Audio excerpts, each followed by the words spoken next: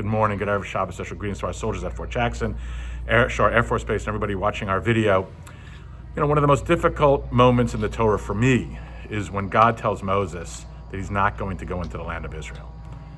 After leading the Jewish people for 40 years through Egypt, the splitting of the sea, and the wilderness, it seems almost impossible to understand why Moses would be denied the one thing he wanted, the opportunity to complete his life's mission. For centuries, commentators have searched for Moses' sin. Did he strike the rock instead of speaking to it? Was he angry? Did he take too much credit? There are many explanations, but perhaps the deeper lesson isn't about punishment at all. It's about leadership. 40 years earlier, when the people first complained about water, God instructed Moses to strike the rock. Take the stick and strike the rock.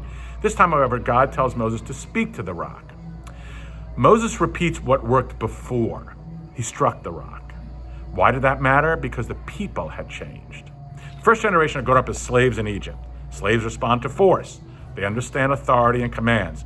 But this is a new generation that had been born free in the wilderness.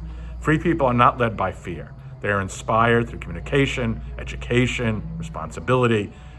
They needed a different type of leader who would speak rather than strike. Moses was exactly the perfect leader the Jewish people needed to leave Egypt. But the generation preparing to enter the land of Israel needed a different kind of leader. They needed Joshua. Now that doesn't diminish Moses' greatness. In fact, it highlights it. Great leaders understand that leadership is not about holding on forever. It's about preparing the next generation to continue the journey.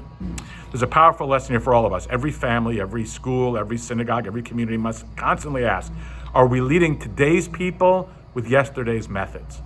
The needs of one generation are not always the needs of the next. That is why we don't call Moses Moshe HaManhig, Moses our leader, but Moshe Rabbeinu, Moses our teacher. Leaders serve their generation, but teachers shape all generations. Rabbi Tarfon said it best in the book of Pirkei Avot, The Ethics of the Fathers. It is not your duty to finish the work, but neither are you free to abandon it. Each of us has a Jordan we may never cross, but we invest in teaching, mentoring, and inspiring others. Then what we begin will continue long after us. That is Moses' greatest legacy, and it's a model for every one of us. Have a wonderful Shabbos. Shabbat Shalom.